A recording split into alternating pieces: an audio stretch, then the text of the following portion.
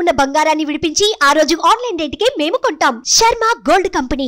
Telugu Desam party నాయకుల కర్మాగారమని TDP జాతీయ అధ్యక్షుడు నారా చంద్రబాబు నాయుడు తరచూ అంటుంటారు. తనయుడు నారా లోకేష్ కూడా టీడీపీ కర్మాగారంలో తయారైన నాయకుడే. మేలిమి నాయకత్వ లక్షణాలతో 2024 ఎన్నికల్లో విజయ శంఖారావం మోగించాడు.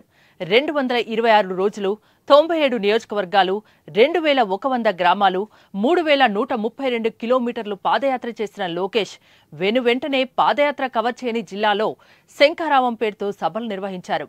ఒకవైపు తాను పోటీ చేస్తున్న మంగళగిరి నియోజకవర్గంలో ఎన్నికల ప్రచారం నిర్వహిస్తూనే మరోవైపు రాష్ట్ర వ్యాప్తంగా యువగళం సభలు నిర్వహించారు.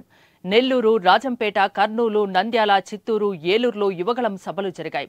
యువగళం పాదయాత్ర సందర్భంగా నిర్వహించిన హలో లోకేష్ తరహాలో యువతతో ముఖాముఖి మాట్లాడారు. యువతకు ఉద్యోగ, ఉపాధి అవకాశాలు ఎలా కల్పిస్తామో వివరించి కొత్త ఓటర్లు, యువత మద్దతు కూడగట్టడంలో విజయవంతమయ్యారు. రాష్ట్రంలో కూటమి ఎన్నికల ప్రచార సభలకు ప్రధాని, ప్రముఖుల రాక సందర్భంగా వాటి ఏర్పాట్లు, బాధ్యతలు చూస్తూనే ఆ సభలకు టీడీపీ ప్రతినిధిగా హాజరయ్యారు లోకేష్. తమిళనాడులోనూ కూటమి తరపున, బీజేపీ అభ్యర్థి తరపున లోకేష్ ప్రచారం చేశారు. అలు పెరగని ప్రచారం, రాష్ట్రమంతా వాయువేగం పర్యటనలతో యువత నుంచి కూటమికి మద్దతు కూడగట్టారు లోకేష్.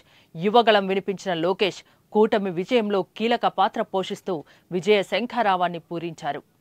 సుమన్ టీవీలో మీ పర్సనల్ అండ్ బిజినెస్ ప్రమోషన్స్ కోసం కింది నెంబర్కి కాంటాక్ట్ చేయండి.